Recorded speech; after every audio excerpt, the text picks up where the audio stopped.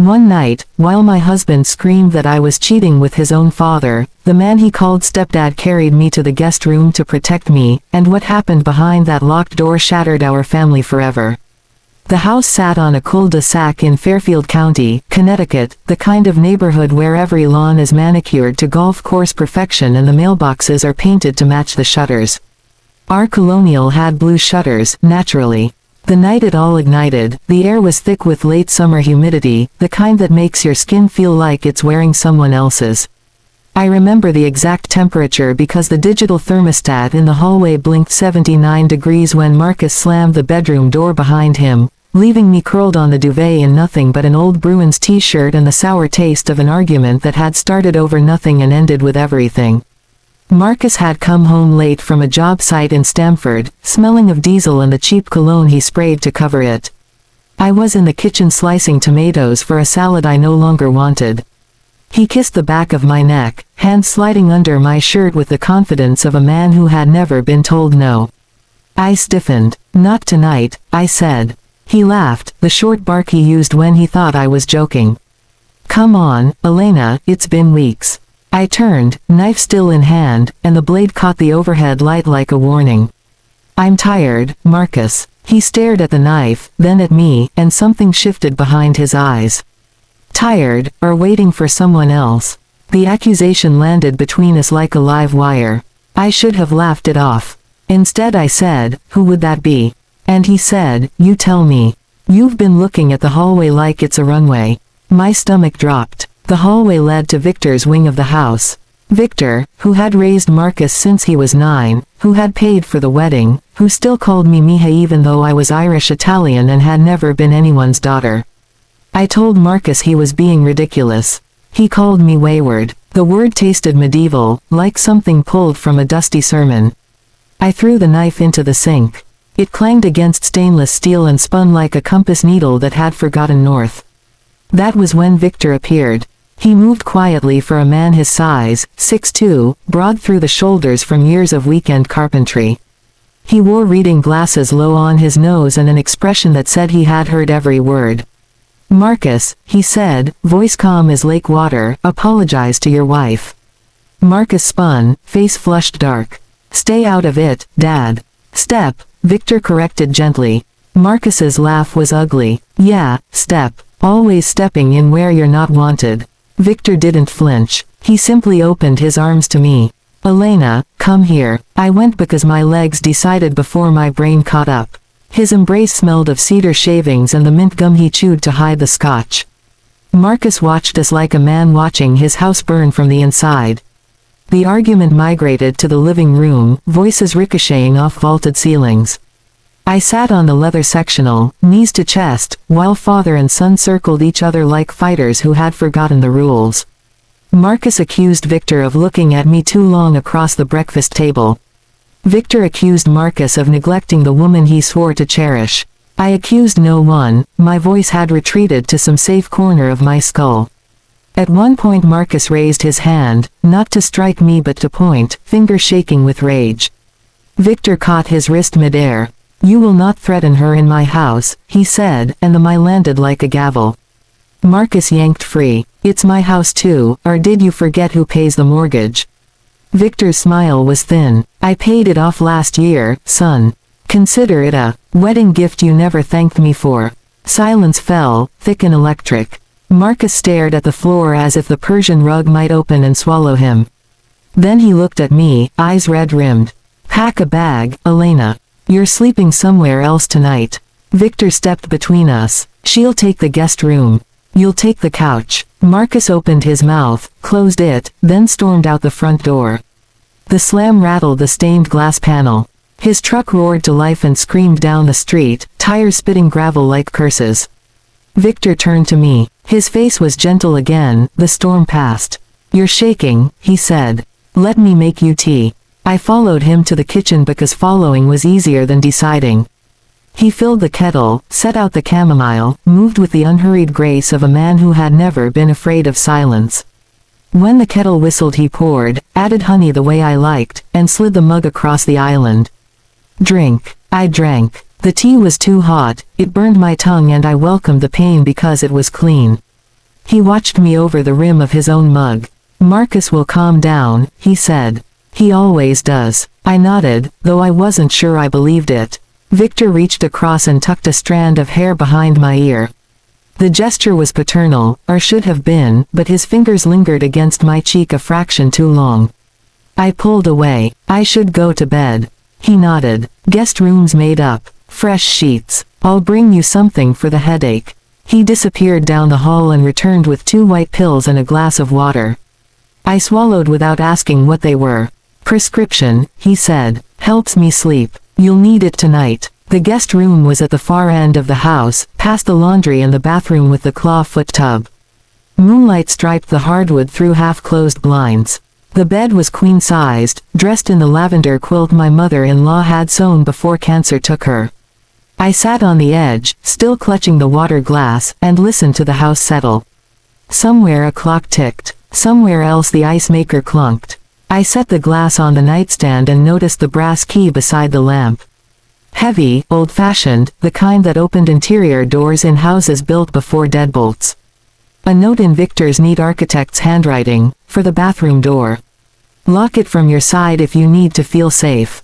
I should have felt safe. Instead I felt watched. I crawled under the quilt fully clothed and lay staring at the ceiling until the numbers on the alarm clock blurred. 1:17, 1:42, 2:03. Sleep tugged at me, thick and chemical. The mattress dipped. My eyes flew open. Victor sat on the edge of the bed, silhouetted against the window, streetlight glinting off the silver in his hair. Elena, he whispered. I scrambled back until the headboard stopped me. What are you doing? My voice cracked like thin ice. He said Marcus had taken the truck and left, tires squealing like a teenager's. Said he had come to check on me, make sure the pills hadn't made me sick. His hand settled on my ankle over the quilt, thumb tracing the bone. I'm fine, I said. Please go. He said he would, in a minute. Just wanted to be sure. His hand traveled upward, slow as rising tide, until his palm rested on my hip. The quilt was no barrier, I felt the heat through cotton and lavender. My heart hammered so hard I was sure he could see it. I told him to leave. He leaned in, breath warm against my ear. You're trembling, he said. It's all right. I won't hurt you. The words were gentle, almost tender, but the hand moved again, sliding under the t-shirt to the bare skin of my waist. Shock paralyzed me. This was Victor, the man who had walked me down the aisle when my own father refused to fly in from Phoenix. The man who fixed my car, without being asked and always remembered my birthday. His mouth brushed my temple. Elena, he said, and my name in his voice sounded like a secret I hadn't known I was keeping. I found my voice. Get out. It was small but steady. He withdrew, but not before pressing the brass key into my palm. Lock the door, he repeated. Then he was gone, the door closing with a soft click that echoed like a gunshot in my skull. I did not lock the door. I sat in the dark holding the key until my fingers went numb. At some point the pills won and I slept, dreamless and heavy. I woke to sunlight and the smell of coffee. Victor was in the kitchen humming Sinatra, flipping pancakes with the same spatula he had used at my wedding brunch. Marcus sat at the island, head in hands, shoulders defeated. When he saw me he stood so fast the stool clattered. Elena, he said, and the apology was already forming, but Victor cut in. She slept in the guest room, he said. You scared her half to death. Marcus looked from his stepfather to me, and I saw the suspicion take root, dark and insistent. The day unfolded in brittle civility. Marcus took me to lunch at the diner on Route 9, the one with the broken neon pig. He ordered blueberry pancakes because they were my favorite and apologized between bites. I nodded, smiled, let him hold my hand across the formica. But every time I blinked I felt Victor's thumb on my hip. When we got home Victor was in the garage, bent over the lawn mower, grease on his forearms, radio playing Springsteen. Marcus went to shower. I stood in the doorway watching Victor's back muscles move under the thin t-shirt. He looked up and smiled, not the father smile but something hungrier. Afternoon, Elena. I fled to the laundry room and folded towels that didn't need folding. The key was still in my pocket, a small cold weight. I should throw it away. Instead I slipped it into my jeans like contraband. That night Marcus reached for me again. This time I let him. I thought if I gave him what he wanted the suspicion would fade. We moved together in the dark, familiar as an old song, but my mind was in the guest room, replaying the pressure of Victor's hand. When Marcus fell asleep I stared at the ceiling and listened to the house breathe. At 2:17 exactly, the creak of floorboards outside our door. I held my breath. The creak paused, then retreated. I did not sleep again. The next morning Marcus left early for Hartford. Victor was at the kitchen table reading the Wall Street Journal. He folded it neatly when I came in, creases sharp as knife edges. Coffee. I poured a cup with shaking hands. He watched me over his mug. You didn't lock the door, he said. I told you to. I said I forgot. He nodded like that explained everything. Then he reached across and covered my hand with his. The touch was gentle, almost paternal, but his eyes were not. We have to be careful, he said. Marcus is watching. I pulled away. Nothing happened, I said. He smiled, sat around the edges. Something started, Elena. You felt it too. I wanted to deny it, but the lie stuck in my throat. He stood, rinsed his mug, and left for the hardware store. I stayed at the table until the coffee went cold. The days began to blur. Marcus worked late, came home smelling of sawdust and beer. Victor was always there, a quiet presence filling doorways, offering to fix the leaky faucet, the loose cabinet hinge, the crack in my resolve. He never touched me again in front of Marcus, but when we were alone his eyes did the touching, slow and deliberate. I started wearing looser clothes, higher necks, but it didn't matter. He saw through cotton and denial with equal ease. One Thursday Marcus announced a weekend training seminar in Boston. He kissed me goodbye at the door, told me to call if I needed anything. Victor stood behind him holding the duffel, the picture of helpfulness. After the truck disappeared Victor turned to me. Looks like it's just us, he said. I went to the guest room and locked both doors. He knocked at 7, holding a bottle of Pinot and 2 glasses. I opened the door a crack. I'm tired, I said. He said 1 drink, for company. I should have shut the door. Instead I stepped back. We sat on the guest bed because there was nowhere else. He poured the wine, deep red, almost black. To surviving family, he toasted. We drank. The wine was good, better than the box stuff Marcus bought. Victor talked about his first wife, how she left him for a man with a boat. He talked about raising Marcus, the sleepless nights, the pride when Marcus graduated. His voice wrapped around me like smoke. When the bottle was half gone he set his glass down and took mine from my hand. Elena, he said, and this time when he kissed me I kissed back. It was not like the movies. There were no swelling violins, no slow motion collapse into passion. There was the scratch of his beard, the taste of wine and want, the creak of the old bed frame that sounded too loud in the quiet house. There was the moment I thought stop and the moment I thought don't, and the second moment won. Afterward we lay side by side staring at the ceiling, the lavender quilt kicked to the floor. He traced a finger down my spine and said we would figure it out. I wanted to believe him. Marcus came home early Sunday morning, found us in the kitchen eating cereal in our robes. Victor's robe. The look on Marcus's face was not surprise, it was confirmation. He dropped his bag, the thud echoing like a gunshot. You bastard, he said to Victor. Then to me, how long? I couldn't speak. Victor stood slowly, hands open. It just happened, he said. Marcus laughed, a sound like breaking ice. Just happened. He looked at me like I was a stranger wearing his wife's skin. Pack your things, he said. Both of you. I packed 1 suitcase. Victor packed nothing. In the driveway Marcus stood by his truck, arms crossed, eyes red. Victor tried to speak, one hand outstretched. Marcus punched him in the mouth. The sound was wet, final. Victor staggered but didn't hit back. Blood dripped onto the gravel. I got in my car and drove until the tank was empty, ended up at a motel off I-84 with neon vacancy signs and a clerk who didn't ask questions. Victor called the next day. Said Marcus had thrown his clothes in the yard, changed the locks. Said he was sorry, that he never meant for this. I hung up. Marcus called the day after, left a voicemail that was mostly breathing and 1 sentence, I hope he was worth it. I deleted it. Weeks passed. I rented a studio in New Haven, got a job waitressing at a diner that smelled of bacon and regret. I avoided mirrors because my eyes looked like someone else's. Victor sent letters, thick envelopes with no return address. I threw them away unopened until the day I didn't. The letter said he had cancer, pancreatic, 6 months if the chemo worked. Said he didn't expect forgiveness, just wanted me to know. I cried in the diner bathroom until my shift manager banged on the door. I drove to the house on a Tuesday in October, leaves like fire on the trees. Marcus opened the door, thinner, eyes sunken. He looked at me like I was a ghost. "What do you want?" he asked. I said I heard about Victor. Marcus laughed, bitter. "Yeah, the old man's dying. Happy now." He started to close the door. I put my hand out. "Can I see him?" Marcus stared at my hand like it might bite him. "He's not here," he said. "Checked himself into hospice yesterday. Said he didn't want to die in the house where he ruined everything." I found Victor in a room that smelled of antiseptic and lilies. He was propped up in bed, yellow skin over sharp bones, but his eyes were the same.